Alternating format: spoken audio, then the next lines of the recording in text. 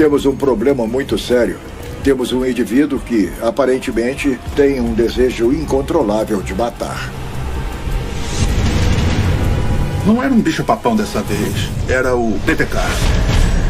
Você não precisava imaginar nada para ter medo disso. Ele estava lá. O BTK foi um assassino em série que, literalmente, deixou uma marca histórica na cidade de Wichita. Essa pessoa esteve, por um período de mais de 30 anos, planejando e executando assassinatos de homens, mulheres e crianças. Boa noite, temos detalhes exclusivos, uma nova comunicação que pode ser do assassino em série BTK. BTK estava provocando a polícia. Vocês vão encontrar um homicídio. Ele estava provocando todas as mulheres por lá. Um notório assassino manteve Wichita, no Kansas, no fio da navalha por décadas, enquanto se escondia à vista de todos. Agora, o horror da chocante vida dupla do BTK é revelado por uma das pessoas mais próximas dele. Se alguém tivesse me perguntado antes de 2005, eu teria dito que minha vida era praticamente um sonho americano. Eu morei com ótimos pais numa casa grande. E aí descobri que cada dia da minha vida era uma mentira.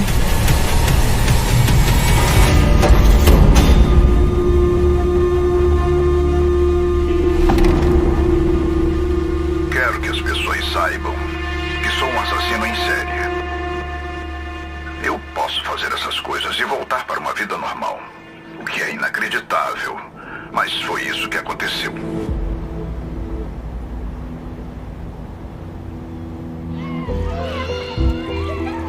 Wichita é o tipo de lugar onde as crianças corriam no verão pegando vagalumes e andando de bicicleta. Era um bom lugar para crescer. Nunca trancamos nossas portas. Eu fui criado aqui e minha família foi criada aqui. Pessoas excelentes, uma economia ótima. Muitos de nós estamos aqui na região. Wichita era uma cidade industrial. Começamos a fazer aviões nos anos 70. Acho que tínhamos o Cessna, tínhamos o Beech, tínhamos o que na época era o Learjet. A gente tinha uma economia de ouro aqui. A cidade próspera do Centro-Oeste atrai pessoas de todo o país e de outros lugares.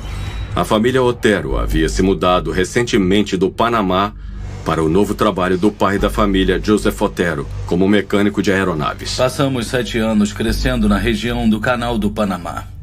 Ele encontrou um emprego em Wichita. Colocamos todas as nossas coisas em uma mala, deixamos os meus avós em Porto Rico e voamos para Wichita. Eu tinha 15 anos no primeiro ano do ensino médio. Eu era o mais velho de 5 filhos. Vai fazer frio, então se agasalhe. Esse é o tipo de clima que dá vontade de ficar em casa. Na verdade... O Danny e a Carmen estavam nos primeiros anos do ensino médio e o Joey e a Josie estavam no primário. Então a gente acordava em etapas, eu me arrumava para a escola, o Danny e a Carmen já estavam acordados e o Joey e a Josie esperariam por meia hora. Em uma manhã fria de janeiro de 1974, a reputação de Wichita de comunidade pacífica é destruída, junto com as vidas dos Oteros. Na verdade, eu acho que é um demônio que está dentro de mim. Ele entrou em mim quando eu era mais novo. Está me controlando desde então. Mas ele explodiu em 15 de janeiro de 1974. Foi aí que a bomba explodiu de verdade. Me lembro de estar indo para minha casa. Atravessei o portão do nosso quintal e vi o meu cachorro, Luke, do lado de fora. O Luke nunca ficava do lado de fora. Eu entrei por trás, senti que algo não estava certo. A bolsa da minha mãe estava no fogão, virada e com tudo para fora. Então eu gritei, tem alguém em casa? Um dos meus irmãos disse, Charlie, vem rápido, a mamãe e o papai estão fazendo uma brincadeira de mau gosto. E eu corri pelo corredor. Vi a minha mãe e o meu pai. Parecia que alguém tinha rasgado o meu peito e arrancado o meu coração fisicamente. Os olhos do meu pai estavam esbugalhados. Ele estava com um cinto no pescoço e estava muito frio. Assim que eu toquei neles, soube que estavam mortos. A linha telefônica foi cortada. O pai e a mãe foram encontrados no quarto. A mãe estava deitada de costas na cama. Ela estava amarrada. O pai foi amarrado, obviamente estrangulado. Seus pés e as mãos estavam amarrados atrás das costas. Outros policiais chegaram e eu não parava de dizer: preciso do Joe e da Josie, não deixe eles voltarem para casa e verem isso. E finalmente eles me disseram que o Joe e a Josie estavam dentro da casa com os meus pais e que estavam mortos. Quase não me lembro de nada depois disso. Até hoje isso parte meu coração. O garotinho estava no quarto dele. Ele também foi amarrado com cordas de cortinas venezianas e tinha plástico e uma camiseta sobre o rosto dele. Ficou claro pelas impressões no tapete que o assassino havia pegado uma cadeira e visto aquele menino sofrer e morrer. Isso deixou os policiais muito chateados. E a garotinha, que tinha 11 anos, estava no porão, na verdade. E tinha sido parcialmente enforcada. Ela tinha uma corda em volta do pescoço que estava pendurada em um dos canos. Ela não foi estuprada, mas tinha sêmen que foi encontrado no porão. Me lembro de chegar na cena do crime e os detetives que normalmente diriam algo estavam quietos. Foi chocante e aterrorizante para todos. A polícia não sabe como explicar os assassinatos bizarros e brutais. Os investigadores partiram da premissa de que a pessoa que cometeu este ato devia ter rancor contra os Oteros. Eles estavam pensando que isso devia ser algum tipo de rixa ou vingança. Alguém não só dedicou muito tempo, mas também aplicou uma grande habilidade naquilo. As autoridades investigam o histórico da família Otero. Eles estudam os nós habilidosos que o assassino amarrou. Procuram crimes semelhantes em Wichita, no estado e no país todo. Eles envolvem o FBI, mas seus esforços não levam a lugar nenhum. E a cidade está muito abalada. Os cidadãos de Wichita estavam em choque. E quando os detalhes começaram a surgir, eles causaram medo no coração da cidade. Foi uma época muito perturbadora. Cidadãos comuns de Wichita, que nunca haviam trancado suas portas antes, de repente estavam trancando todas as portas. Verificavam suas linhas telefônicas. Quando minha família foi assassinada, eu senti um sentimento de vazio no coração. É como se ele não estivesse mais lá. Eu sinto a dor deles, eu sinto a angústia, o que eles sentiram enquanto estavam morrendo. Até hoje eu sinto isso. É uma coisa que parte o meu coração e despedaça a minha alma. Sobre as vítimas, elas eram mais uma conquista ou um objetivo. Uma caça por aquele objeto. As mortes dos Otero ainda estão assombrando Wichita. Quando apenas alguns meses depois, os residentes são abalados por outra matança cruel. A Cat Bright era universitária, estava voltando para casa com o irmão. Alguém tinha invadido a casa quando a Catherine e o irmão dela chegaram. Ele amarrou os dois em quartos separados. O Kevin consegue se livrar das amarras e confrontar o assassino, que atira 2 vezes na cabeça dele. Incrivelmente, ele ainda consegue fugir e correr para pedir ajuda. O assassino percebeu que havia perdido o controle da situação. Ele puxou uma faca longa e começou a esfaquear a Catherine.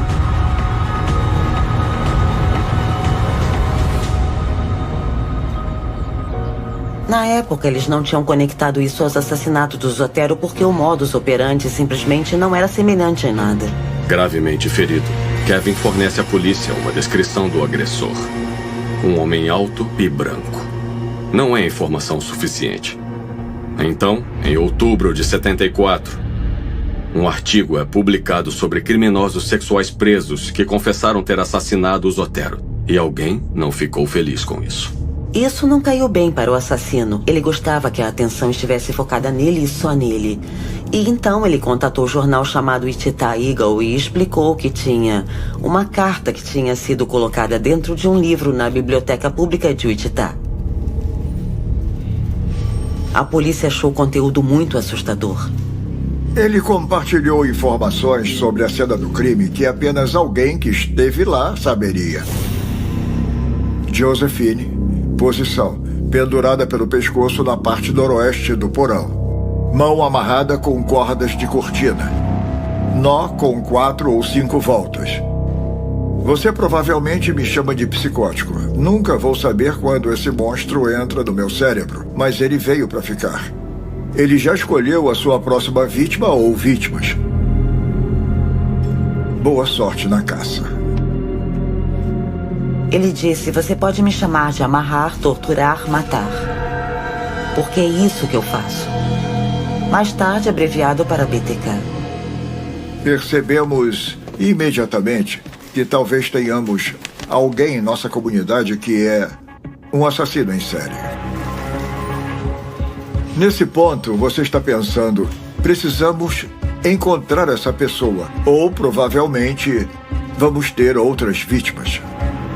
Mas, para surpresa das autoridades, o BTK desapareceu pelo resto de 1974, até 1975 e 1976. E você pensa, onde ele está? Para onde ele foi? Ele está morto? Ele está na cadeia? Ele está matando em outro lugar? Porque estamos sendo informados de que é um assassino em série. E ele vai matar de novo, ou ainda está matando. Alguém que é um psicopata, eles querem se misturar. Eles não querem mostrar quem eles realmente são. Eles vão se camuflando, se camuflando, se camuflando, para que você pense que ele é o seu irmão, o seu vizinho, o seu filho, o seu marido e o seu pai. O meu irmão nasceu em 1975. Ele e eu temos 3 anos de diferença. A minha mãe se lembra de ter dito ao meu pai, sabe, eu tô preocupada em sair sozinha. O BTK tá por aí matando mulheres. E meu pai disse a ela, não se preocupe, você tá segura.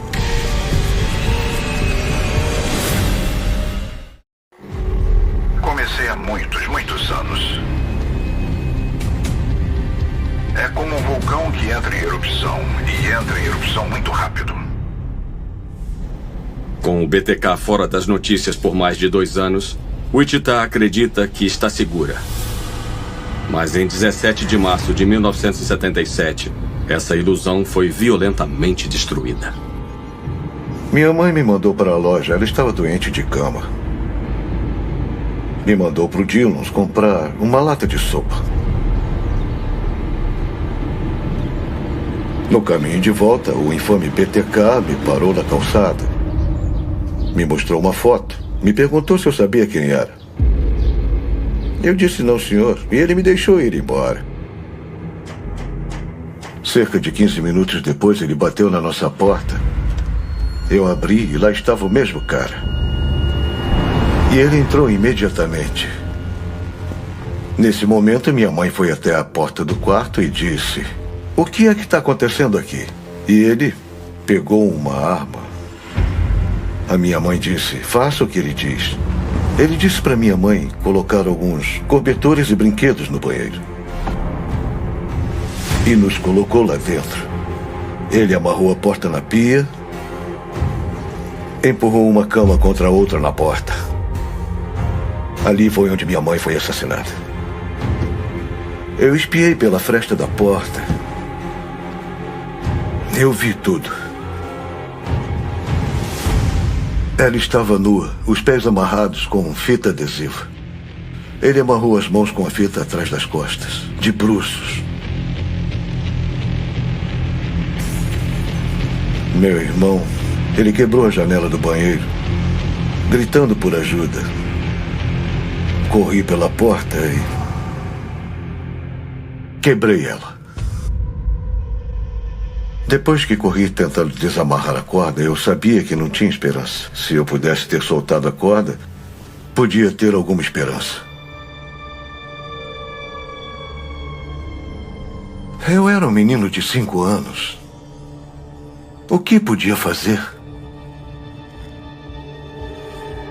A criança traumatizada tenta descrever o agressor de sua mãe para a polícia. Mas como Kevin Bright antes dele, ele é vago demais para ser útil. Depois disso, eu apaguei alguns anos.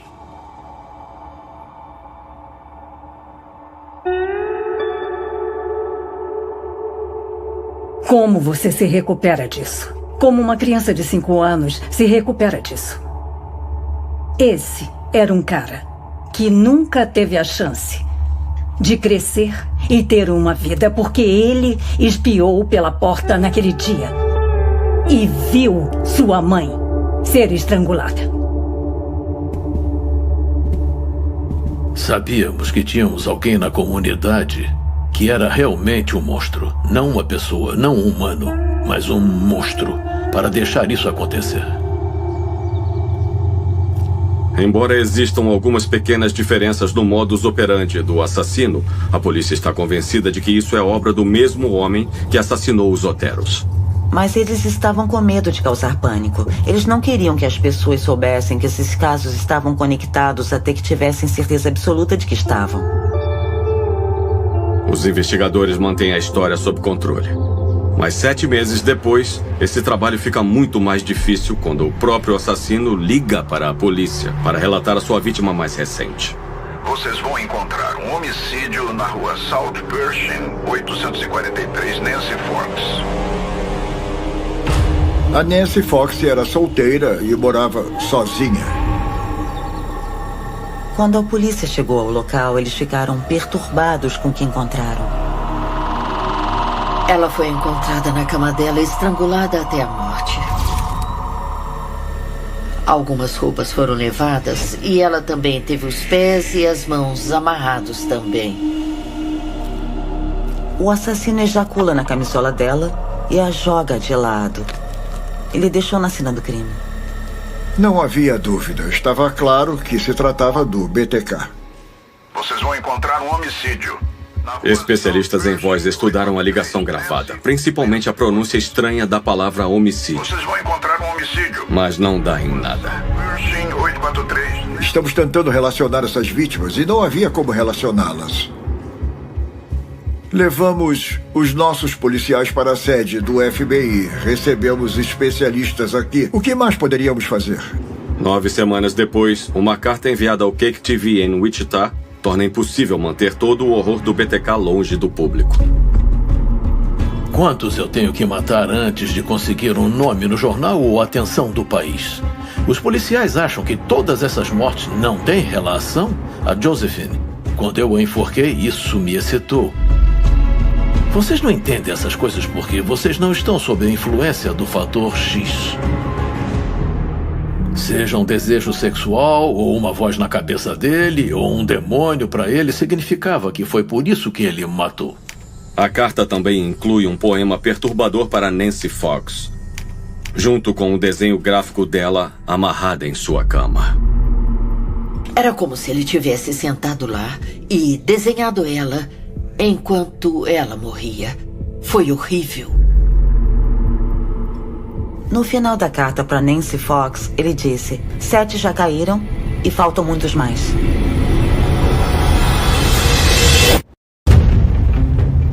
O chefe Lamunion percebe que não tem escolha a não ser informar os cidadãos de Wichita sobre a grave ameaça entre eles. Precisávamos dar um passo à frente e dar a ele o que ele queria, com a ideia de impedi-lo de matar novamente. Conosco agora está o chefe de polícia Richard Lamunion. Temos um indivíduo que aparentemente tem o desejo incontrolável de matar às vezes. Não estávamos só nos comunicando com os cidadãos de Wichita, mas estávamos nos comunicando com ele. Estávamos dizendo: oi, notamos você. Agora trabalhe conosco. Não há dúvida de que a única pessoa que teria o tipo de informação que estava naquela carta só podia ser o próprio assassino. E foi a primeira vez que o público soube algo sobre o BTK. Foi a primeira vez que o público soube que tínhamos um assassino em série. As pessoas ficaram apavoradas. Elas sabiam que a vida tinha mudado para sempre para elas. Ainda assim, nas semanas e meses que se seguiram depois da bomba transmitida pelo Lamunion na televisão, o BTK fica em silêncio de novo e o caso esfria. Um assassino em série vai matar dentro de uma determinada categoria de pessoas, quer sejam garotinhos, enfermeiras, prostitutas, e nesse caso não tínhamos nada disso. As vítimas foram literalmente aleatórias. Os especialistas disseram: os assassinos em série são solitários. Eu estava convencido de que isso não era verdade. Este indivíduo era um membro desta comunidade. E o motivo pelo qual não conseguíamos encontrá-lo foi porque ele era um de nós. Eu nasci em junho de 1978 em Wichita, no Kansas. Nós éramos uma família tão tradicional quanto qualquer outra. Eu não teria pensado que meu pai tinha segredos, porque ele é muito parecido com as pessoas mais transparentes, comuns, normais e mais chatas que você pode conhecer. E é a coisa mais estranha, surreal e horrível descobrir que ele é um psicopata e sádico sexual. No primário eu comecei a ter fantasias sexuais, provavelmente mais do que o normal. Um pouco mais estranhos que outras pessoas. O BTK matou 7 pessoas, chefe. Que tipo de pistas você tem? Honestamente, não temos nenhuma pista sólida. Não temos nada que nos indique qualquer indivíduo em particular. Em 1978, depois que o chefe de polícia disse na televisão para a comunidade de que tínhamos o assassino em série, o BTK ficou quieto por um tempo. Mas por que ele ficou quieto durante esse tempo todo, isso só o BTK sabe. Em 1984, o chefe Lamunion monta uma força-tarefa de investigadores veteranos e novatos com um único propósito de trabalhar no caso BTK. A mídia local o chama de os caça-fantasmas. Acho que vamos resolver o crime. A questão é quando vamos resolver o crime. Os detetives organizam anos de arquivos e os transferem meticulosamente para computadores. Eles desenvolvem novos perfis e listas de suspeitos. Eles falaram com centenas de homens. Descobriram milhares de pistas. Simplesmente não conseguíamos ligar os pontos. Lamunion está grato pelo BTK não ter tirado nenhuma vida em Wichita desde a Nancy Fox em 1977. Pelo menos nenhum conhecido pela polícia. Mas pode ter uma história diferente na rodovia em Park City.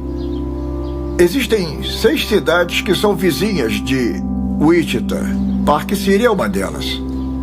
É uma cidade pela qual as pessoas passam na rodovia. Francamente, não param lá. Para a jovem Carrie Rawson, Park City é a sua casa e coração. Tínhamos 3 quartos. O meu era em frente ao dos meus pais. Meu pai ficava encarregado das coisas da rua e minha mãe com as coisas de casa. O meu pai gostava de sentar num determinado lugar e gostava das coisas do jeito dele. Não era pra mexer nas coisas dele. Era melhor levar o meu pai lá pra fora e cuidar do jardim com ele ou dar um passeio com ele. Quando você é criança, você descobre essas coisas sobre o seu pai e então meio que aprende a como lidar com ele. E eu passei muito tempo com os meus pais, principalmente com meu pai. A gente acampava, pescava. Nós éramos praticamente obrigados a ir à igreja todos os domingos. Apenas uma família americana normal. Sabe? No Centro-Oeste. Muitas vezes eu falava que meu pai era o meu melhor amigo.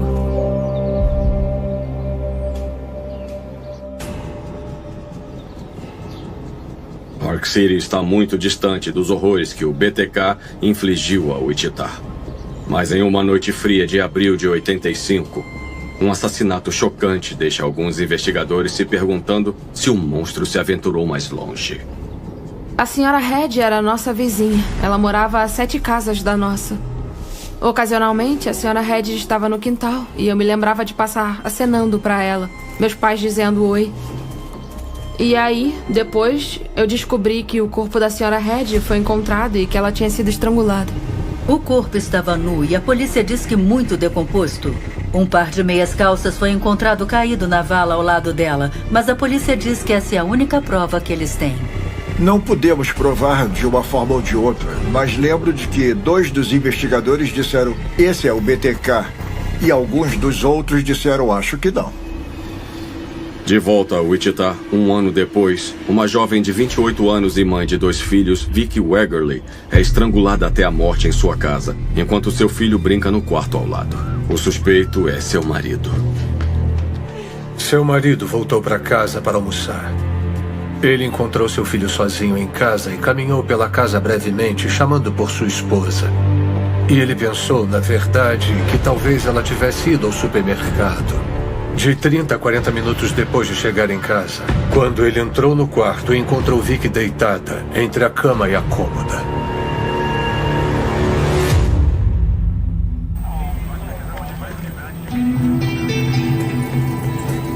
Naturalmente, a polícia vai suspeitar do marido, porque esse é sempre o primeiro suspeito, número 1. Número 2, ele esteve na casa por muito tempo e não a encontrou. Mas o caso nunca foi resolvido, nunca chegou a existir uma prisão. No final de 1986, pelo que a polícia de Wichita sabe, o BTK não tinha tido nenhuma vítima há uma década. 2 anos depois de ter sido formada para capturá-lo, a força-tarefa dos caça-fantasmas foi dissolvida. Não capturaram o cara, mas construíram uma base sólida, como uma rocha. Em 1988, o chefe Lamunion pendura seu distintivo. Quando me aposentei, os arquivos estavam em ordem. Era um caso arquivado. Mas era um caso em aberto. Você nunca fecha um caso como este. Nós tínhamos feito tudo o que podíamos fazer na época. E ainda assim, a dor de não ter capturado o assassino permanece. Como policial, você tem tudo sob controle. E aqui está uma situação que você não pode controlar. Foi tão frustrante que não conseguimos identificar esse indivíduo. Extremamente frustrante. Em 1991, não se sabia se o BTK havia atacado por quase 14 anos. Então, mais uma vez, outro crime horrendo em Park City deixa alguns policiais acreditando que o assassino ainda podia estar caçando. A Dolores Davis morava sozinha com 1 ou 2 gatos. E as circunstâncias do caso dela eram intrigantes. Alguém havia jogado um bloco de concreto na porta do pátio dela. A minha irmã ligou e disse que a nossa mãe tinha sumido. Então eu fui para lá imediatamente. Quem te contou e como você descobriu isso? A cena é descoberta pelo namorado de Davis. Além do bloco de concreto e do vidro quebrado, ele vê os sapatos dela empilhados e os lençóis tinham sumido da cama. A busca por Dolores Davis se arrasta por dias.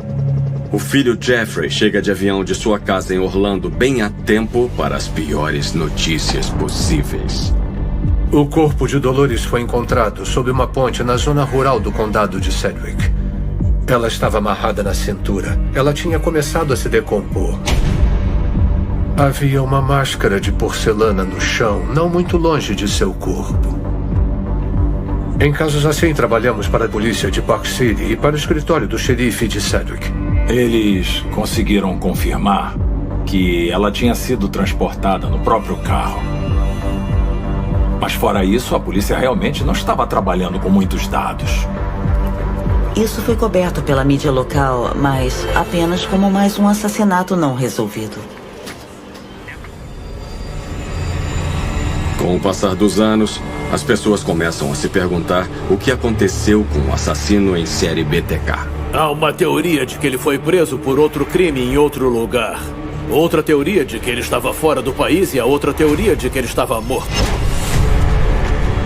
Alguns acreditavam que ele ainda morava bem aqui entre nós. Eu não conseguia acreditar que ele ainda estaria morando na nossa comunidade. Como eu estava enganado.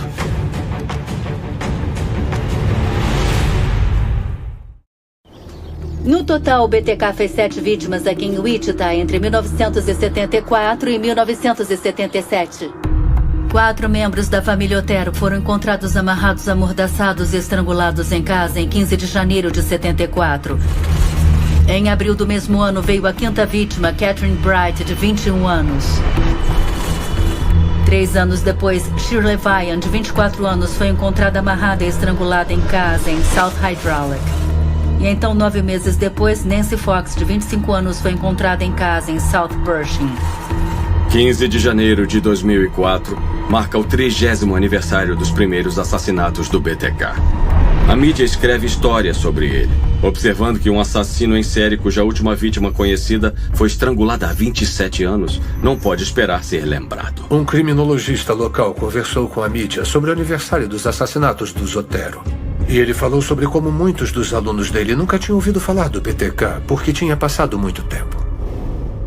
E o cara fez o comentário, você sabe que ele não achou que o BTK fosse voltar. Em 2004, a maioria das pessoas não lembrava do caso. Em 2004, eu morava no subúrbio do oeste do Michigan com meu marido, Darian. Eu era professora substituta.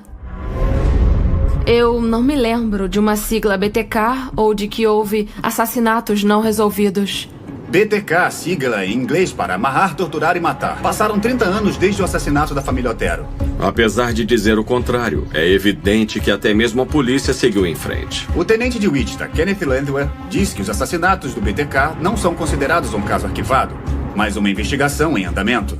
Ainda recebemos pistas 5 ou 6 por ano. Continuamos a procurar para ver se há alguma nova tecnologia que possa ser usada para ajudar a encontrar o autor do crime. Os assassinatos do BTK mudaram a maneira como as pessoas viviam em Wichita. As pessoas estavam verificando... Ninguém sabia que eles estavam lidando com alguém que não seria tão facilmente dispensado. O assassino percebeu que estava sendo esquecido. E o ego dele foi duramente atingido. Ele não podia se permitir ser esquecido.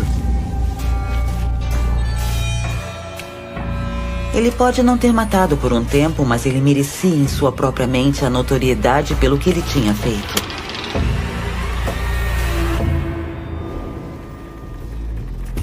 Então BTK enviou uma carta ao Eagle para nos informar que ele ainda estava lá e que ainda era uma grande ameaça. A carta suspeita é entregue aos investigadores de homicídios Kelly Otis e Dana Gold. Eram fotos polaroides da Vicky Wegerly, deitada no chão do quarto dela. Uma cópia da carteira de motorista dela estava no mesmo pedaço de papel que nunca foi recuperada depois da morte dela. Em cada foto, o corpo tinha sido colocado de uma certa maneira. As fotos tinham que ter sido tiradas ou pelo agressor ou por alguém que estivesse com o agressor. Vicky Wegerly foi estrangulada em 1986 e agora, quando os detetives descobrem um símbolo alarmante na parte inferior da carta, eles finalmente descobrem quem a matou. Havia um símbolo semelhante em outras escritas que eu já tinha visto. Era um B na forma de seios e um T e um K juntos. E aquele emblema não era algo conhecido por todos, então parecia que esse BTK estava alegando que tinha matado a Vicky Wegerly. Se for verdade, isso significa que a jovem mãe foi a 8ª vítima do notório assassino e tira o peso da suspeita do marido dela depois de quase 2 décadas. Os detetives enviaram a carta para o supervisor deles, o tenente Ken Landwehr. Ele olhou para as fotos de Vicky Wegerly, olhou para nós e disse: senhores, vão para casa, beijem suas famílias, vamos trabalhar por muito, muito tempo. E ele estava certo. Boa noite, temos detalhes exclusivos. Uma nova comunicação que poderia ser do assassino em série BTK. Agora a polícia acredita que BTK está vivo e morando em Wichita. A marca registrada do BTK é escrever cartas ao jornal detalhando seus assassinatos e provocando a polícia. Todo mundo estava em estado de choque. A gente disse, de jeito nenhum, não é verdade. Não pode ser que ele ainda esteja por aí. As pessoas que tinham idade suficiente para lembrar dos assassinatos originais do BTK começaram a sentir esse medo familiar. E se esse cara atacar de novo? Agora há uma geração inteira de pessoas que não tiveram medo do BTK. Agora ele reapareceu de novo. Isso aterrorizou toda uma nova geração de pessoas, principalmente mulheres. A polícia levou essa ameaça com seriedade. Eles sentiram que o BTK anunciou que ele estava ativo novamente, que estava andando por aí e que ele era perigoso. O tenente Landwehr e a equipe de comando montam rapidamente uma força-tarefa. A segunda em 20 anos, com a responsabilidade de derrubar o BTK. Essa era a minha chance no crime mais infame da história de Wichita. Vou pegar aquele cara que me assustou quando eu era criança. Em 24 horas tivemos mais de 200 denúncias e nas primeiras 48 horas estávamos chegando perto das 700. Esta nova força-tarefa não está iludida sobre o quanto poderia ser difícil pegar o elusivo assassino em série. Ainda assim, agora eles têm uma grande vantagem em relação à polícia de 3 décadas atrás. Acreditamos que tínhamos o DNA do BTK. E isso é algo que os investigadores dos anos 70 nunca tiveram. Em 86, sangue e pele foram removidos sob a unha de Vicky Wegerly, mas o teste de DNA conclusivo ainda estava a anos de distância. Quando o sêmen foi encontrado nas cenas dos Otero e da Fox, o DNA não era nem cogitado. Em 2004, a ciência tem provas irrefutáveis. Tínhamos o mesmo perfil de DNA no caso dos Otero, no caso da Nancy Fox e no caso da Vicky Wegerly. Então, ao invés de tentar descobrir onde uma certa pessoa que foi denunciada estava em 1974 ou 1976, precisávamos de uma amostra de DNA. Nas denúncias, tínhamos mais 5.000 para trabalhar. As amostras reais foram em torno de 1.700 a 1.800. No dia 4 de maio, uma segunda carta que acredita-se ser do BTK é entregue à Cake TV. Essa carta contém 13 títulos de capítulos, aparentemente para um livro e um caça-palavras feito em casa. Nós encontramos as palavras que falam sobre o modus operandi dos assassinatos dele. Acho que ele estava se exibindo, acho que ele tinha orgulho de nos contar como cometeu esses crimes. Ficou claro que ele queria contar a história ao invés de ter outras pessoas contando a sua história. Então, a ideia dele foi de que iria superar todo mundo e ia continuar a escapar. A coisa que mais me assustou eram os capítulos. O último capítulo foi intitulado Vai Ter Mais? Isso matou a gente de medo. As comunicações continuam vindo. Dentro de um mês, uma terceira carta é descoberta colada na parte de trás de uma placa de pare em uma rua movimentada. O conteúdo é perturbador, à medida que detalha os assassinatos da família Otero. Ele mencionou onde cada vítima foi encontrada, que roupas estavam usando, como foram amarradas e que tipo de nós foram usados. Em 17 de julho, uma quarta carta ameaçando mais assassinos é deixada na Biblioteca Pública de Wichita. Uma quinta carta recuperada em 22 de outubro é uma versão fabricada da história da vida do BTK. Ele sempre se viu como o mestre do crime, então eu acho que ele queria inventar uma história que criou ele. Ele estava tentando fazer uma personalidade que era apenas um clichê após o outro.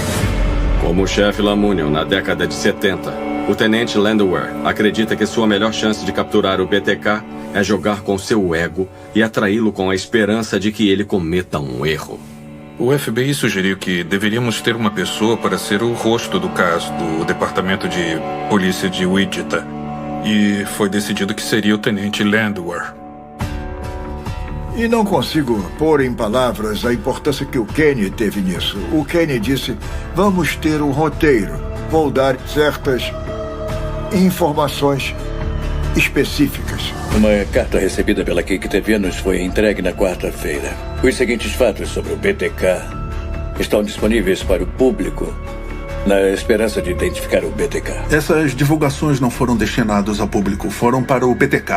Ele alega o seguinte. Ele nasceu em 1970. Mantenha ele falando. Nenhum criminoso, exceto talvez o Zodíaco, continuou a se comunicar com a polícia e não foi capturado.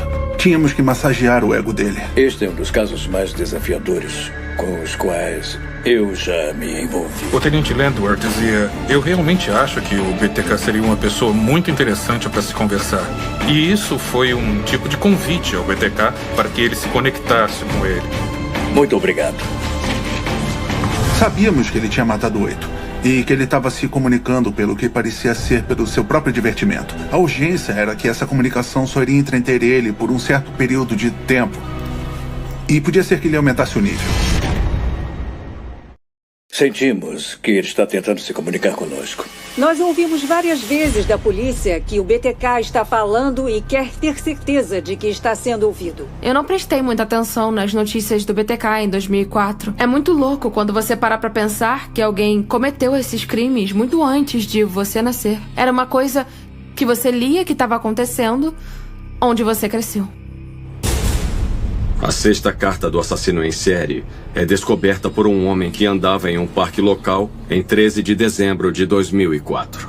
Um saco de plástico branco. Dentro havia um objeto envolvido em plástico e uma carteira de motorista com o nome Nancy Fox.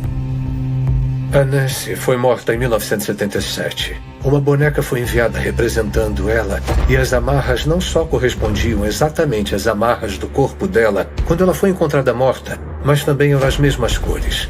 Foi muito chocante ver uma boneca com exatamente as mesmas amarras de 30 anos atrás. BTK se deleita com os detalhes macabros de como ele escolheu a Nancy, a perseguiu, invadiu a sua casa e a subjugou na cama dela. Rapidamente, coloquei o meu cinto sobre a cabeça e o pescoço dela. Puxei com força. Falei suavemente em sua orelha esquerda. Fui procurado pelos Oteros e outros assassinatos e ela foi a seguinte. Da perspectiva de uma mulher, uma boneca Barbie. Foi tão assustador. Parece que ele estava ameaçando todas as mulheres de lá.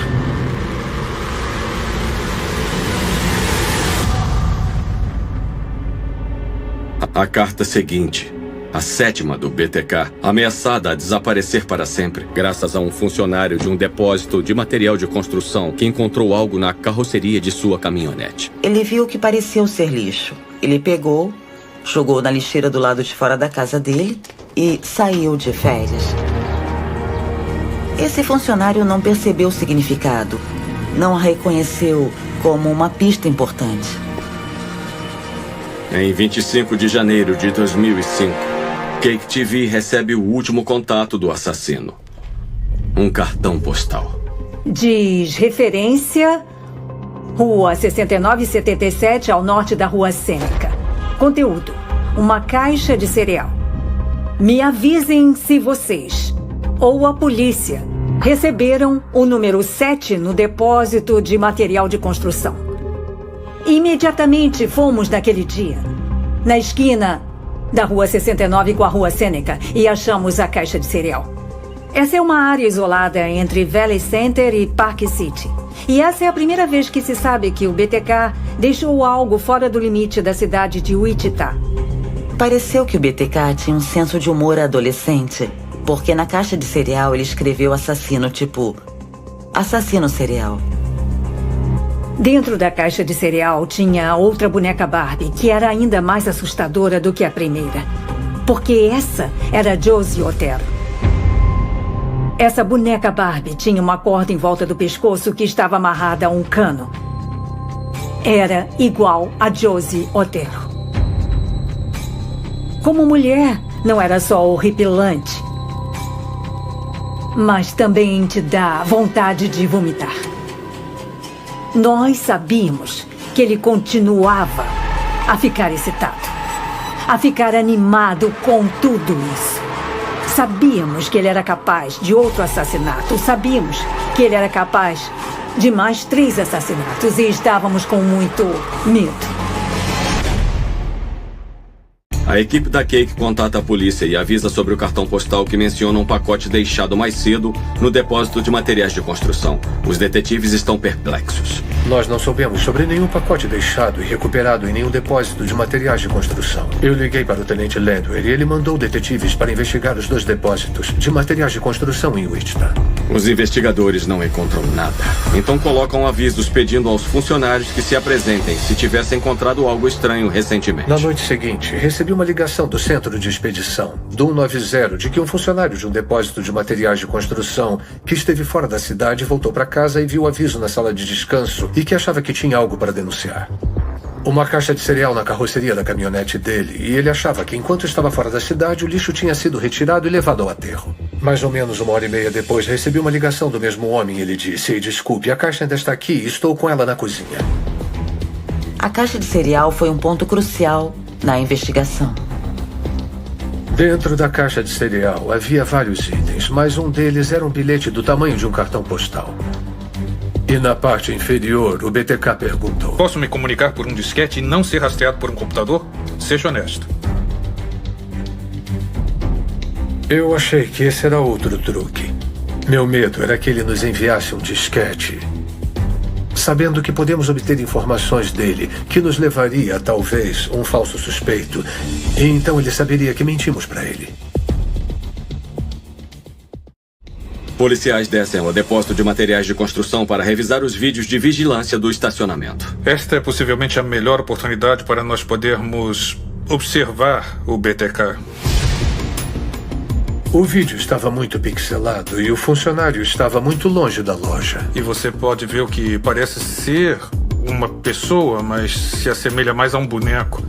Não importa o quanto você olha, não importa por quanto tempo você olha, não importa o quanto você quer ser capaz de dizer algo mais sobre essa pessoa, você não consegue. Você pode ver um borrão sair da caminhonete e ficar na parte traseira por pouco tempo. Não havia maneira de identificar a pessoa que saiu, mas não há dúvida de que era o BTK. A análise cuidadosa do vídeo determina que o veículo que o suspeito estava conduzindo é especificamente um Jeep Cherokee. Esta foi verdadeiramente a primeira peça de evidência que tínhamos, que o BTK não havia nos dado.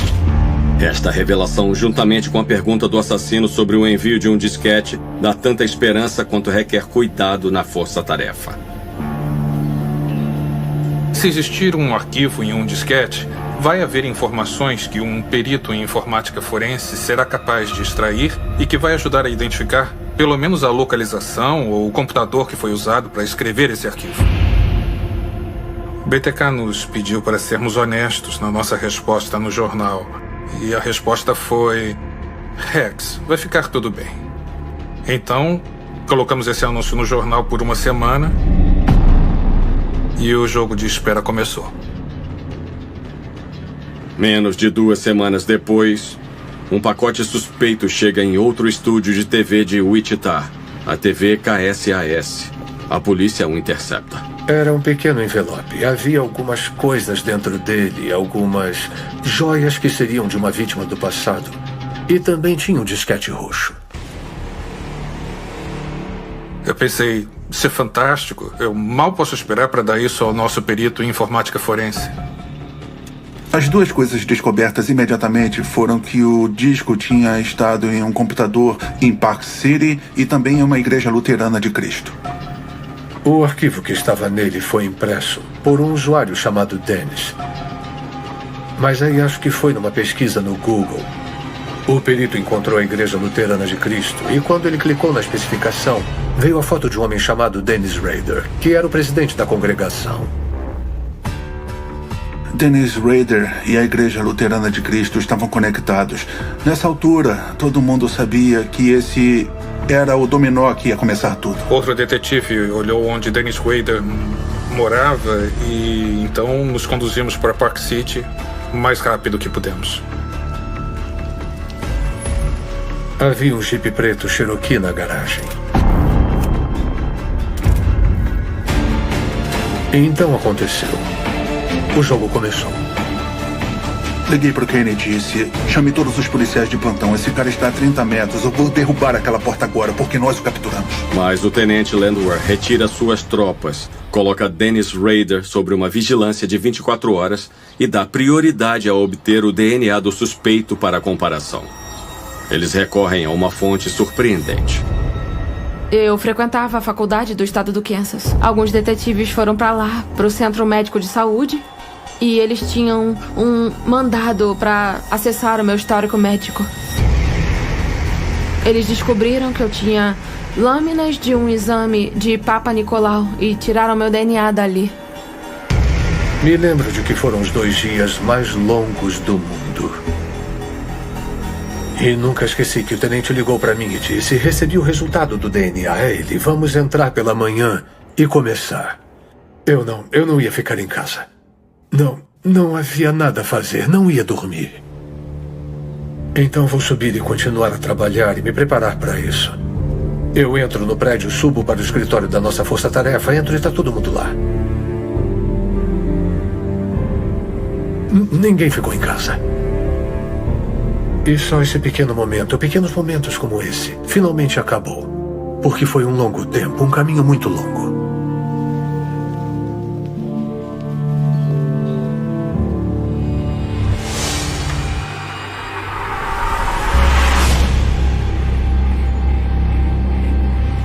Estávamos nas nossas posições, ouvimos uma movimentação e estávamos estacionados do lado da casa, na rua da frente. Ele passava todos os dias porque ele ia para casa para o almoço.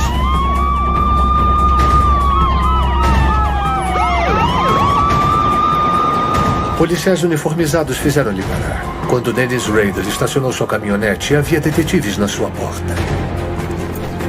Finalmente tínhamos aquele cara sob a nossa custódia. Foi emocionante. Eu fui selecionado para colocar as algemas nele. O procurei, o levantei. E ele olhou para nós e disse: por favor, você pode dizer para minha esposa que estou atrasado para o almoço? Acho que você sabe onde eu moro. O suspeito é conduzido a um carro que foi equipado com câmeras e onde o tenente Ken Landwehr o espera para conhecê-lo. Ele não perguntou por que alguém simplesmente me puxou para fora da minha caminhonete, por que estão com a bota no meu pescoço. Ele disse, olá, Sr. Landwehr. Naquele momento acabou, com certeza. Nós o pegamos. A partir do momento que o colocamos no carro, nós voamos. Não paramos até chegar no centro de tudo aquilo. O DNA de Dennis Rader é coletado. Ele é interrogado por mais de 30 horas, enquanto outros policiais assistiam remotamente. A entrevista, então, foi iniciada pelo Tenente Landwehr e pelo agente do FBI. Eles começaram com uma conversa fiada sobre assuntos gerais, sobre como ele era, até que ele foi finalmente confrontado. Landwehr lhe mostrou o disquete e explicou como os peritos forenses de computador puderam identificá-lo. Ele estava realmente chateado com isso. Ele interrompeu Landwehr e disse, por que você mentiu para mim? E o Landwehr então disse, eu estava tentando capturar você. Isso foi incrível para mim. O Rader achou que Landwehr estava fazendo isso para se divertir, que eles tinham um relacionamento amigável. Não muito depois disso, o agente do FBI disse, diga-nos quem você é. Ele disse, eu sou o BTK. E repetiu.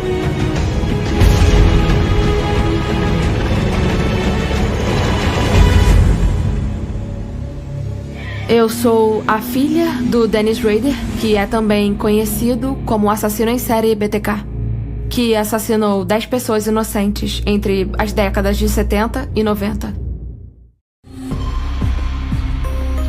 Conheci meu marido Darren em 1998. Eu estava no meu primeiro ano de faculdade e ele era calouro. Namoramos por 3 anos, aí noivamos e casamos em dezembro de 2003. Meu pai nos ajudou com a mudança para o Michigan e aí eu comecei a dar aula como professora substituta no outono de 2004. Ouvi baterem na minha porta e eu lembro de mal abrir a porta porque meu pai sempre me ensinou a ter cuidado com estranhos porque talvez eles possam tentar entrar na sua casa. Ele disse que era do FBI.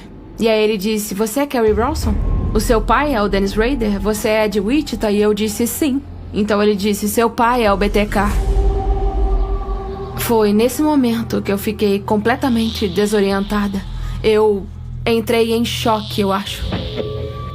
Eu não estava entendendo bem o que ele estava tentando dizer. E aí eu meio que comecei a ter flashbacks da minha infância. Enquanto o agente do FBI me entrevistava, meu marido estava o tempo todo do meu lado, segurando a minha mão. Foi muito intenso. Foi como se estivesse fora do meu corpo. Você tá em choque e confuso. Nada tá certo e tudo parece uma loucura. Ao mesmo tempo, de volta ao Kansas, a mãe de Carrie também está recebendo as notícias devastadoras. A esposa de Dennis Rader esteve inicialmente totalmente em defesa dele.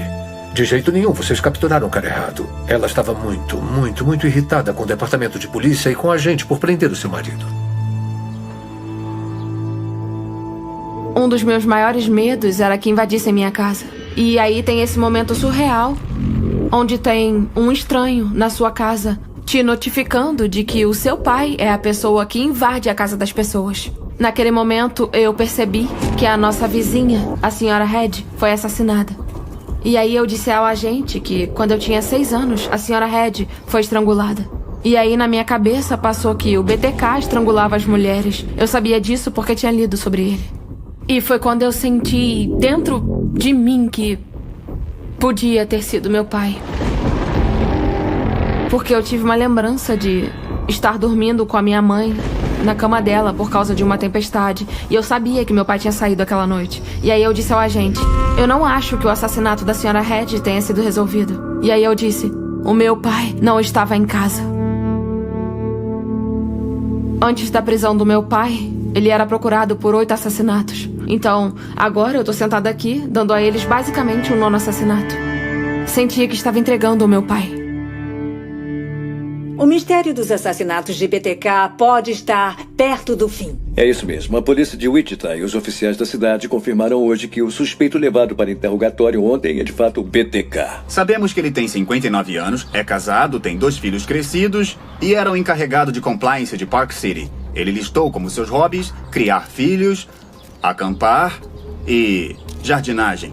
E agora todos estão só tentando entender como o homem que todos conheceram como presidente da congregação nesta igreja, membro da administração da cidade, poderia ser o BTK. Minha visão sobre ele era que era um marginal, um solitário. Alguém com o cabelo desgrenhado. E ele era totalmente o oposto disso. Na década de 70 até a de 80, ele trabalhou para a DT, a empresa de alarme. Ele está na sua casa, instalando o sistema de alarme. E é um assassino em série. Ele é um escoteiro líder e ele iria acampar com seu filho. E ele também é o assassino em série com a atividade mais longa na história dos Estados Unidos. Quando ele começou a confessar, o estresse aumentou imediatamente. Ele confessou os 8 homicídios conhecidos do BTK e então mais 2 homicídios que ocorreram naquela área de Park City. Ele confessou os assassinatos de Maureen Head e Dolores Davis. Maureen Red morava logo abaixo da rua do Dennis Rader. Provavelmente eles se viram ao retirar o lixo. Oi, Dennis. Oi, Maureen. Como você está? E ele começou a planejar o que iria fazer com ela.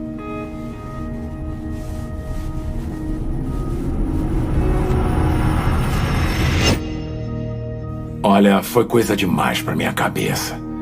Minha mãe morreu nas mãos de uma das pessoas mais maldosas, mais nojentas que foram colocadas sobre a face da Terra. Você sempre imagina o rosto do diabo. E aqui está esse cara, parecido com um gaguinho, com cara de idiota, um corte de cabelo estúpido e um olhar besta no rosto. Você é intimidador, poderia assustar uma mulher no meio da noite, mas você é só uma pequena barata. A polícia escuta detalhes chocantes por trás dos assassinatos de Head e Davis. Ele estava no acampamento de escoteiros com o meu irmão. Ele usou os escoteiros como um álibi 2 vezes. O assassinato da senhora Head e também o assassinato da senhora Davis. Ele se levantou tarde da noite depois de todos dormirem e encontrou Maureen Head e a matou. Ele deixou outro acampamento de escoteiros durante a noite, foi e matou Dolores Davis. Pegou seu corpo e colocou algum tipo de máscara assustadora e horrível sobre seu rosto e jogou o corpo dela de uma ponte. Para fazer isso, quão doente você tem que estar? Aí ele voltou para o acampamento de escoteiros durante a noite. E provavelmente estava tão satisfeito consigo mesmo que acabou dormindo ao lado de seu filho. Aqui está um cara que pode estar com seu filho no acampamento de escoteiros em um momento e 1 hora depois estar fora matando alguém. Isso realmente mostra como funciona esse músculo cancerígeno que ele chama de mente. Sob a direção do Tenente Landwehr, os membros individuais da Força-Tarefa BTK receberam assassinatos específicos para trabalhar. Agora eles se revezam para questionar o assassino sobre eles. Ele lembra. Não há dúvida de que se lembra. Ele tinha uma memória fotográfica desses assassinatos e das cenas. Ele pareceu ficar agitado quando começou a falar sobre assassinatos. Eu pensava, seu porco imundo. Ele pensava que era o príncipe das trevas. Pensava que era do lado escuro. Ele pensava que era uma celebridade. Que nós deveríamos estar honrados de estar no quarto com ele para compartilharmos essa experiência com ele. Ele quase tomou o papel de instrutor. Quando ele estava nos falando sobre os casos, era assim é como me preparei para isso, pois fortalecer as pessoas é mais difícil do que você pensa. BTK usou uma pequena bola de apertar que mantinha na mesa de cabeceira. Escrito nela estava o lema: "A vida é boa". Ele usou essa bola para fortalecer suas mãos para que possa estrangular mais facilmente suas vítimas. Isso me incomoda até hoje. Ele era um homem sem alma. E ele foi a pessoa mais malvada que eu conheci. É muito difícil ouvir as pessoas chamando ele de monstro, ou chamando ele de mal, ou dizendo que Ele devia caminhar no sol até fritar. Essas são as coisas que as pessoas dizem na minha cara. É difícil pra mim ouvir isso, porque essa não é a pessoa que eu conheço. Sabe, as pessoas gostam de dizer: toda a sua vida foi uma mentira, porque você viveu com o BTK. Você nunca viveu com um homem que achou que viveu. Sim, mas ainda assim eu vivi com meu pai.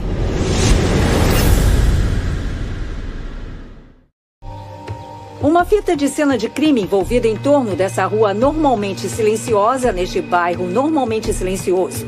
Os vizinhos acordaram esta manhã com o fato de que um assassino em série dormiu próximo a eles por muitos anos. E para muitos neste bairro sossegado, ele estava vivendo uma vida comum. Ninguém espera que o assassino seja uma pessoa tão comum. Dennis Rader era um dos 4 meninos. Cresceu aparentemente numa família estável. Meu pai tinha voltado para casa da Força Aérea no verão de 1970. Ele conheceu a minha mãe na igreja do Cristo Luterano. Ambos disseram que foi amor à primeira vista. Ele foi alguém que fez escolhas muito focadas para manter 2 partes de sua vida muito separadas.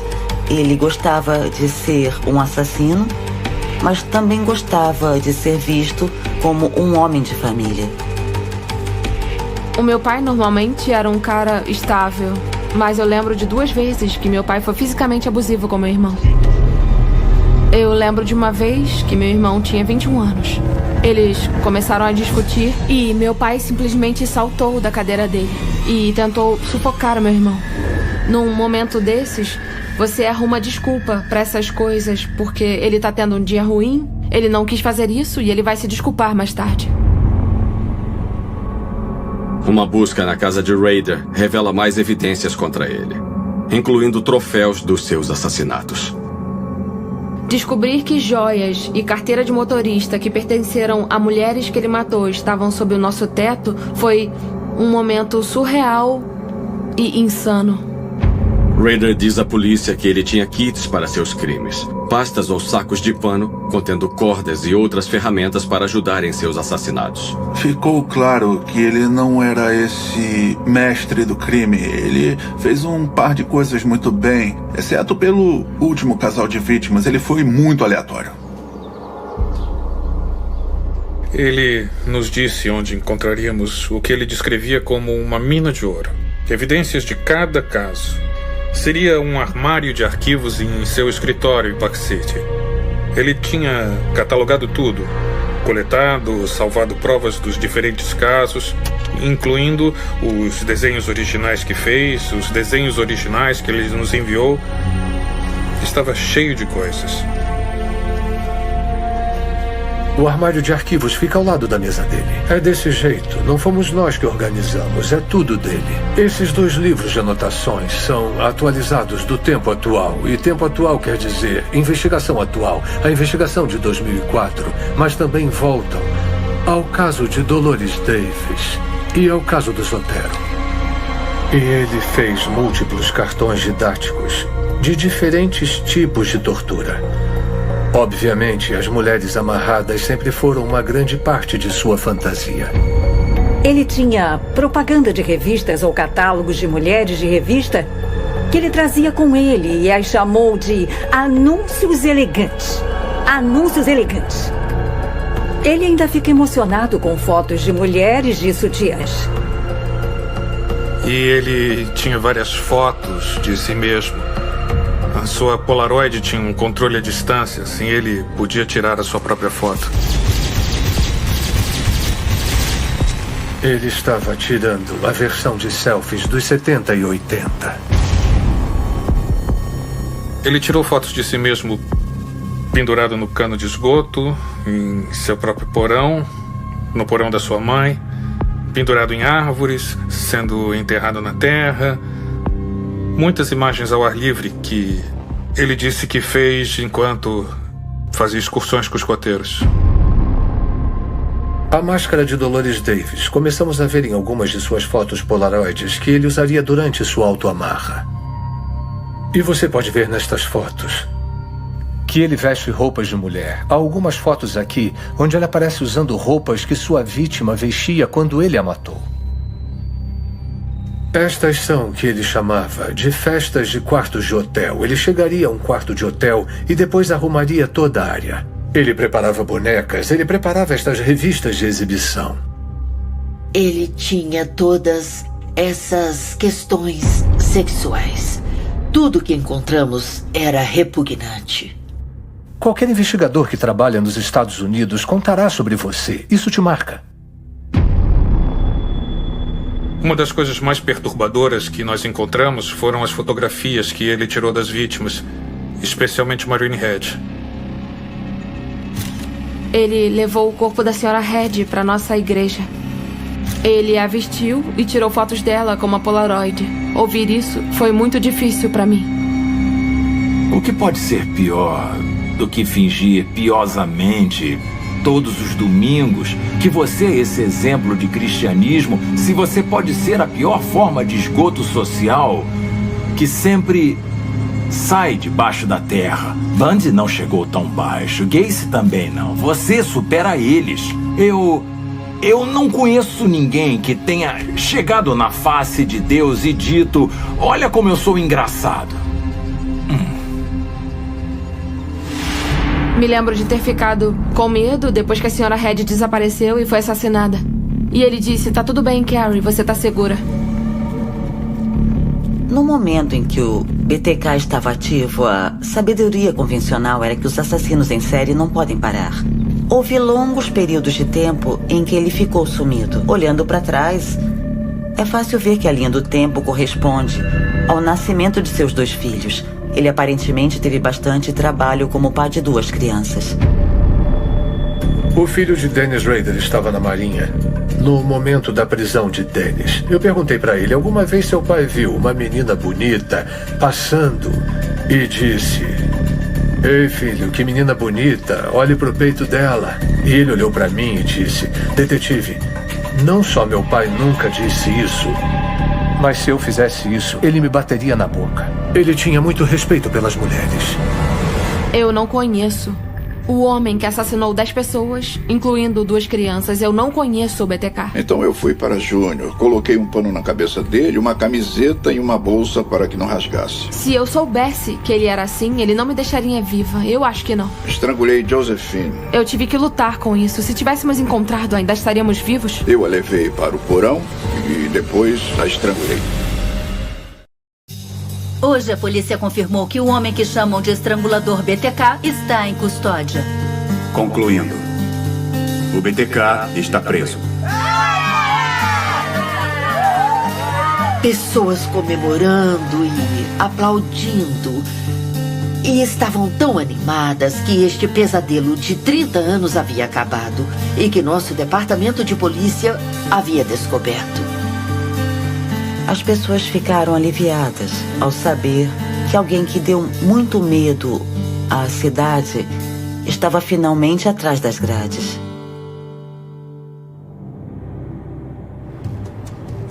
Todos os âncoras estavam aqui, todos os repórteres estavam aqui, todos os principais noticiários da TV. Boa noite, sou Caroline do Centro CNN de Atlanta. A manchete de hoje: o suspeito assassino BTK. Um grande dia para o nosso país. A polícia conseguiu... Parecia que o mundo não podia conseguir informações suficientes sobre este caso. Portanto, foi um grande evento para nossa cidade, para nosso estado, para nosso país, para a aplicação da lei em geral.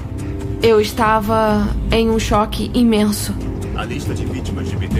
Eu estava vendo fotos de mulheres e crianças assassinadas e desenhos, ouvindo a voz dele na gravação.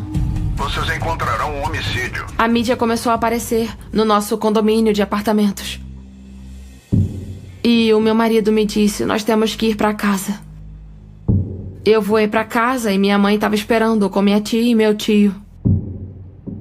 Minha mãe estava chorando. E eu me deitei na cama dela e eu continuei dizendo: eu sinto muito, mãe, eu sinto muito, eu sinto muito.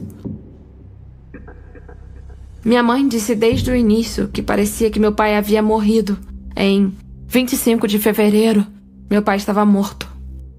Após várias audiências de moção, Dennis Rader eventualmente se declara culpado. O juiz ordena que ele reconte seu crime no tribunal, o que ele faz com detalhes a sangue frio. Não, eu acho que isso era parte da minha fantasia. Essas pessoas foram selecionadas. Fiquei absolutamente pasmo quando ele começou a falar sobre cada um dos assassinatos, porque ele falou sobre matar pessoas, como se você falasse com alguém lavando sua roupa ou comprando uma dúzia de donuts casualmente, despreocupado e sem emoção. Estrangulei a senhora Otero. Ela não fez mais força? Ou desmaiou? Eu achei que ela estava morta. Ela desmaiou. Ele não tinha empatia por essas vítimas. A única coisa que o preocupava era satisfazer o demônio que o estava controlando. E aquele demônio o controlava. Depois disso, a senhora Otero acordou e... Eu não sabia sobre como minha família havia morrido. Até que ele fez a sua confissão. Ele disse que minha mãe falou que Deus te perdoe pelo que você está fazendo. E isso partiu o meu coração, saber que a minha mãe disse essas coisas a um homem enquanto ele estava matando a sua família na frente dela. E foi aí que eu a estrangulei até a morte, naquele momento. Deveriam ter pegado ele depois dos Otero. Se isso tivesse acontecido, meu irmão e eu não estaríamos vivos, mas estaria bem com isso, porque isso significa que outras 6 pessoas ainda estariam vivas. Em agosto de 2005, a audiência de condenação de Dennis Rader começa. A promotora pública Nuala Falston está determinada a trazer à luz todas as profundezas da sua depravação. Precisamos mostrar exatamente o que ele fez e por que merece o castigo que vai receber. Todos os policiais testemunharam sobre cada um dos seus casos e o que havia acontecido.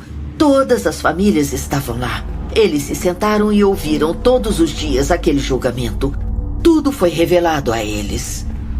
Eu estava indo para lá com a ideia de colocar as minhas mãos nele. Eu iria bater nele se pudesse. No início, a minha família sentiu que era importante deixá-los ir ao tribunal e que a minha família não estivesse lá. Esta é uma bola de estresse. Disse. A vida é boa. O Sr. Rader disse que usaria isso para aumentar a sua pegada? Sim, senhora.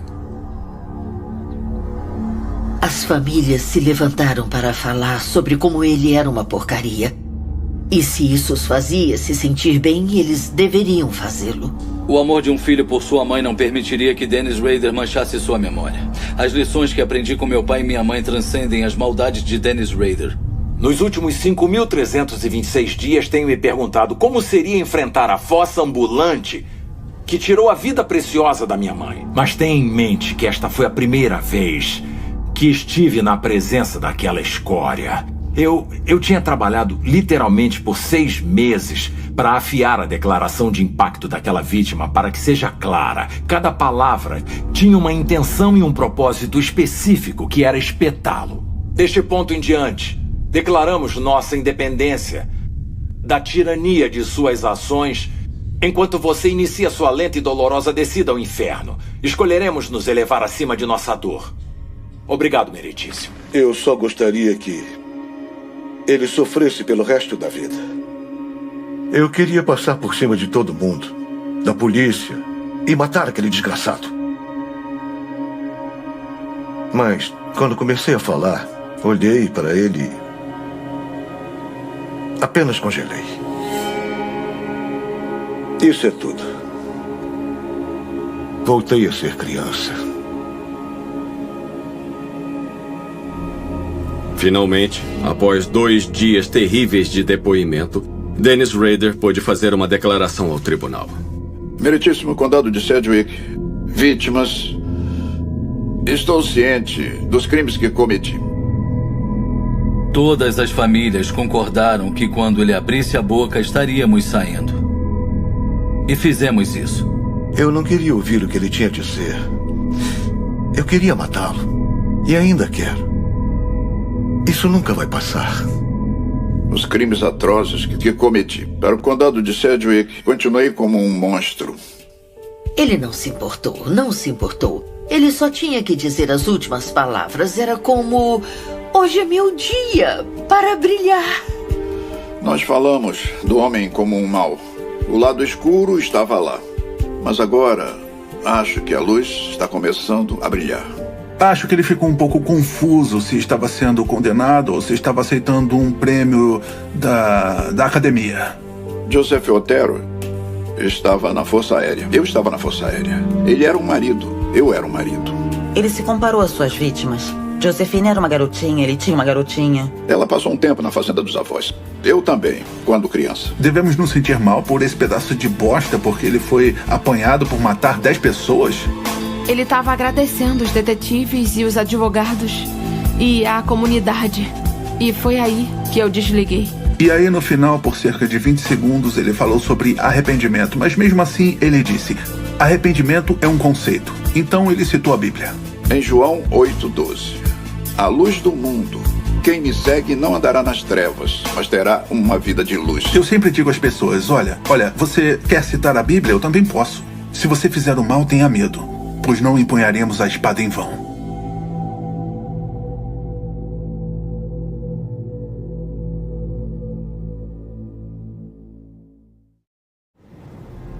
Nenhum dos assassinatos de Dennis Rader ocorreu quando a pena de morte era lei no Kansas. Então, em 18 de agosto de 2005, ele foi condenado a 10 sentenças consecutivas de prisão perpétua. Essa foi a sentença mais forte que o juiz tinha à sua disposição. Ele não podia fazer mais nada. O tenente Landwehr reuniu as famílias uma por uma e passou muito tempo respondendo às perguntas que elas tinham. E acho que ajudou, mas eles nunca terão justiça. Por outro lado, é justiça contra Dennis Rader, porque Dennis Rader agora vive em uma cela de 8x8. Ele fica 1 hora por dia em uma área cercada. Ninguém mais o escuta, ninguém tem mais medo dele. Ele não consegue machucar as pessoas.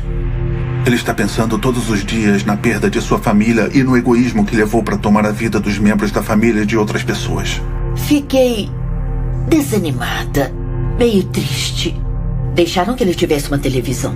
Eu gostaria que ele sofresse mais.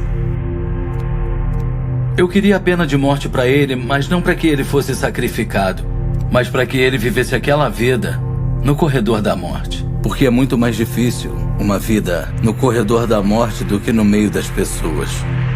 Pendurar aquela garota no porão e espancá-la até a morte é o que tinha que acontecer com ele. Se eu pudesse fazer isso. Como todo jornalista, Larry Hatterberg escreveu a Dennis Rader na prisão, esperando uma entrevista.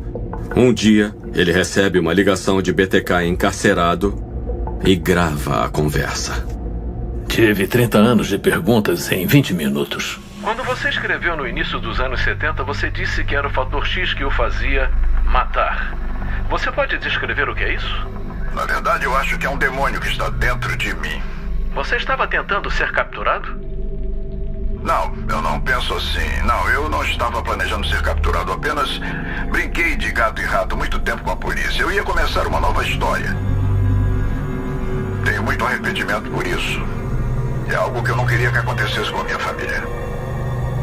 Eu me lembro de estar com muita raiva dele por tanta coisa idiota que ele estava dizendo aquela hora. Ele cometeu esses crimes, ele sabia que cometeu. Ele poderia ter se entregado a qualquer momento e ele não fez isso. O dia em que transmitimos sua viagem para a prisão ao vivo. Eu estou ficando arrepiada só de falar. Quando levaram para a prisão, esse peso enorme foi retirado dos ombros de todas as mulheres na área de Wichita. Finalmente acabou. Não acabou para as famílias das vítimas, mas acabou para todos nós que temos sido atormentados por este homem por tantos anos. Não estamos felizes por ter demorado 30 anos para pegar o indivíduo, mas estamos muito satisfeitos em saber que, a cada passo do caminho, fizemos o melhor que podíamos fazer com as evidências e a tecnologia que tínhamos à nossa disposição. O impacto que tem na aplicação da lei localmente e em todo o mundo. É uma coisa positiva para os futuros investigadores. Pessoalmente, eu mal podia esperar para ir à igreja, para tentar lavar um pouco daquele mal de mim. Foi uma experiência que eu tive sorte de ter, mas que não desejo para ninguém. Foi um triunfo da aplicação da lei dedicada que, felizmente, eu estava aqui para a parte triunfante disso. Conte-nos sobre Ken Landwehr.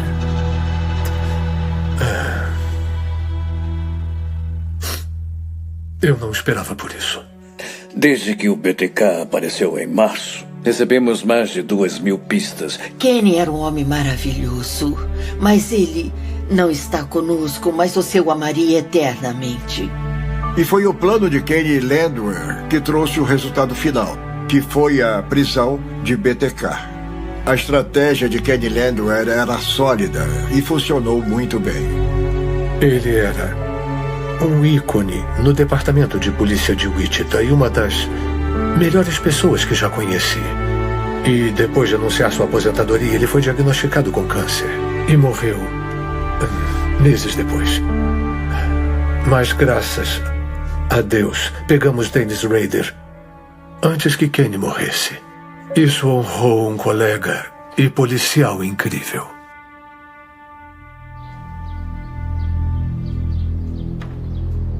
Como cristão, eu devo perdoar. Mas não posso perdoá-lo pelo que ele fez. Uma parte de mim quer aprender a perdoar. A outra parte quer arrancar a cabeça dele. Você entende? Minha esperança para o futuro é ajudar as pessoas que passaram por situações que podem ser piores do que a minha. Originalmente eu queria ser um palestrante motivacional, mas não consigo manter minha cabeça no lugar. Eu queria me matar. Até tentei algumas vezes quando era criança. Eu só queria ficar com a minha mãe, sabe? Mamãe era uma boa mulher.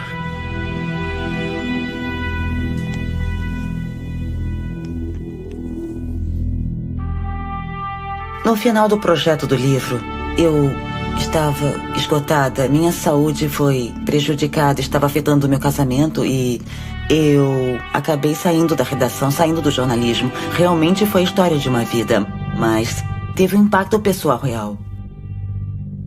Mesmo quando saímos do tribunal, eu espero que muitos de nós tenhamos sentido que podemos fazer isso, que nem tudo está perdido.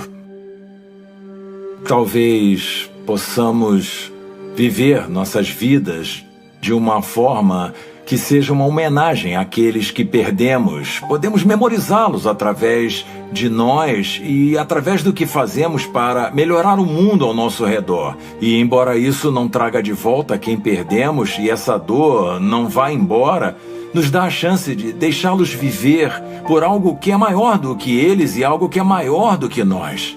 E talvez essa seja a maior lição que eu aprendi com tudo isso. Levei muito tempo para ser capaz de dizer: esse é meu pai, isso é o que ele fez, e essa é quem eu sou. E eu não vou deixar isso me definir. Eu preciso falar sobre isso. E eu queria ajudar pessoas que também sobreviveram a abusos e vivem com TEPT e ansiedade e depressão. Eu quero que elas saibam que não importa o que elas tenham passado, que elas são sobreviventes e podem ultrapassar as coisas. Em dezembro de 2012, eu senti que o perdão simplesmente tomou conta de mim. Eu sabia que tinha perdoado meu pai. Eu me sentei naquela noite e escrevi para ele. Escrevi 6 longas páginas sobre a minha vida e a minha família e tudo que ele estava perdendo com os netos dele e o que fazemos com eles na nossa vida. E aí, no final, eu escrevi algo assim: eu nunca vou entender o que você fez, mas eu perdoo o que você fez diretamente a mim e a minha família. E eu te amo e espero ver você no céu algum dia. Ele respondeu e desde então é através de cartas que nos comunicamos melhor. Ele é o meu pai e eu sinto falta dele. E eu gostaria... Eu quero dizer Gostaria que nada disso tivesse acontecido. Eu queria o meu pai. Mas não é assim. E não tem nada que eu possa fazer a respeito.